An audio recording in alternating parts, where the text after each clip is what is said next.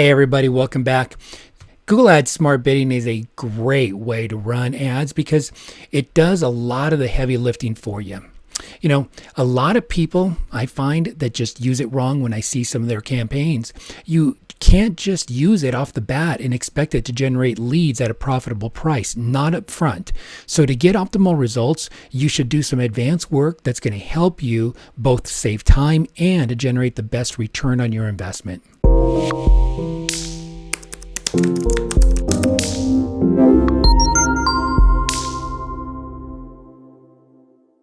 Hey everybody, I'm Richard Cruz, and my agency tests and develops cutting-edge Google Ads strategy inside of our own ad accounts every single day. And we create these videos to just give you the best tips and strategies of things that are working right now. And so if you want to stay ahead of the curve, we'll update you. Just click that subscribe button and then you'll get notified when we release one of these new videos. Smart bidding types. So for smart bidding, Google Ads uses machine learning to optimize for conversions or optimize for conversion value, depending on what your goal is and how you set up your revenue targets. Google Ads smart bidding types are, the following that you see here. They're the target CPA, the target ROAS, the max conversions, maximize conversion value, and then the enhanced CPC. So let's start first with the target CPA. The target CPA is one that you want to use if you are using, for example, lead generation. That's a really great one to be able to generate, being able to take your leads, making sure that you're defining your value, of your leads, and being able to hone in and get that right targeting and have it optimized for you. The next one is target ROAS. Now, target ROAS, unlike a lead gen campaign, is really going to be better suited for e-commerce, not suited at all for lead gen. When you're running target ROAS, though, you really need to have a budget about 4 to 5x of what your actual budget is. You need to be able to give Google enough data to be able to optimize and be able to do its machine learning. Really, really important. The next one is maximize conversions. With this one right here, you don't need the 4 to 5x budgets. It's just going to spend really, really quickly, and it will gather data, pretty quickly when you're maximizing for conversions.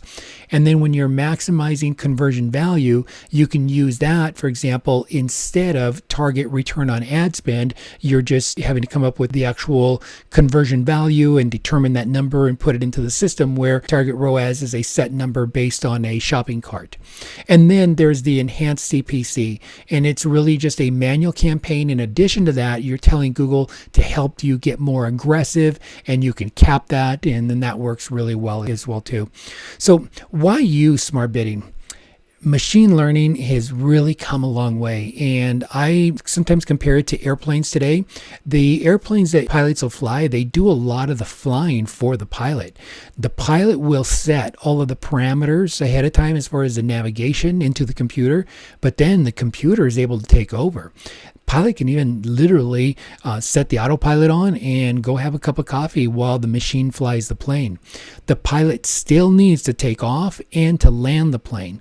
The pilot still needs to observe all the hazards or anomalies, and if the plane is not acting right, the pilot can take back control of the wheel and redirect the plane. And so that's exactly how smart bidding works. It's a great tool, and it really does a lot of the heavy lifting for you, and you don't need to worry about keyword bidding, bid adjustments, and then day parting. So it really makes your life easier there, but you've got to make sure that you are constantly optimizing and managing that as well too, not just to let it go on complete auto. So in getting going with this, some of the tips that I like to give is to make sure that your conversion tracking is enabled. You can't give Google machine learning a target without some sort of very clear, measurable, trackable navigation source. And so the mistake that I often see people, they think that it's going to work right off the bat, but it does not. You have to make sure that you allow that period of time to be able to get data for the machine to learn. And so we'll often run a manual campaign, and we like to see 30 to 50 conversions as quickly as possible, then convert it over to smart bidding. We have had much better results by doing that. And so it takes giving it that leeway time to be able to gather those first 30 conversions for enough data to feed into the system for a solid Google Ads smart bidding strategy. And if you're doing target ROAS, you really want to give it a little bit more. You probably want to get about 50 conversions before you convert that. Google Ads Smart Bidding has reporting called the Bid Strategy Report, and it can help you see how your bidding strategies are doing. And so to see the report, go to the campaigns and then find the bid strategy column and then just click on that link. So if I come here, as you can see, the ones that are clickable here will take me over to the report. And in the bid strategy report, I'm able to see right here what the average target CPA is and then what the actual CPA is. So in this particular campaign, even though we've given it a target of $90, it's still bringing in my conversions at $77. It's not just because you give it $92.94 doesn't mean that Google is going to use all that $92.94. If it's able to perform better, it will. Sometimes it'll go a little bit over, but it's going to try to stick in that range or below.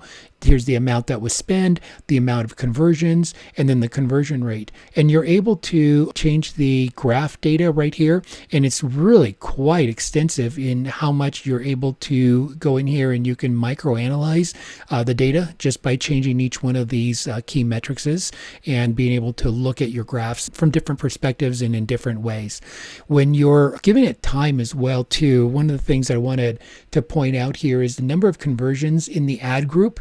For example, in the time period, if you got fewer than 30, 50, 100, 500, how much of an initial learning period that you want to give it.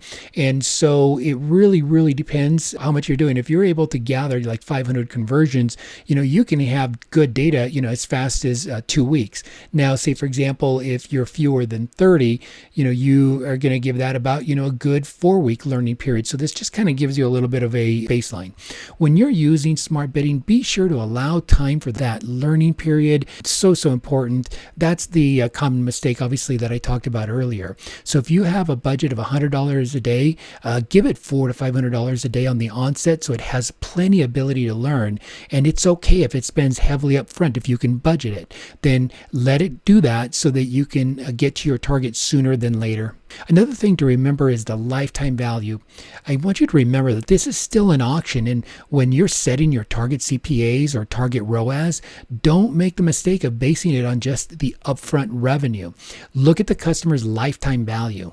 What's your revenue with upsells, with cross-sells, repeat business, referrals? What is the total lifetime revenue that you're able to generate off of every client? Usually, in most businesses, it's going to be higher than the upfront ticket.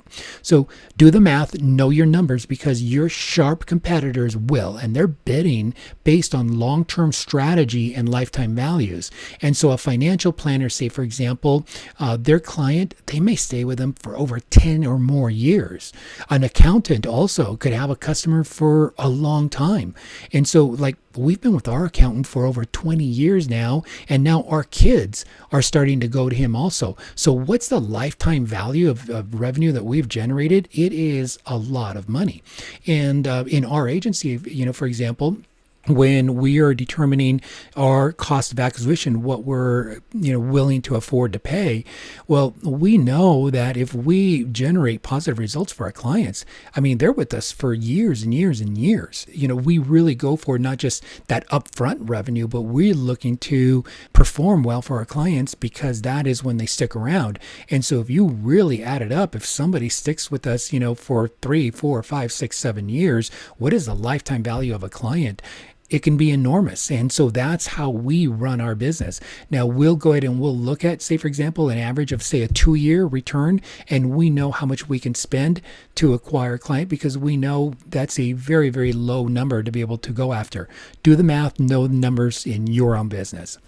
And folks, that's my overview on Google Ads, smart bidding. And I hope that you've learned at least one thing in this video. And if you did, leave that one thing in the comments below. It helps me make better videos later on. And if I can be of help to you in your marketing, call or message me at wsi.prioritymedia.net.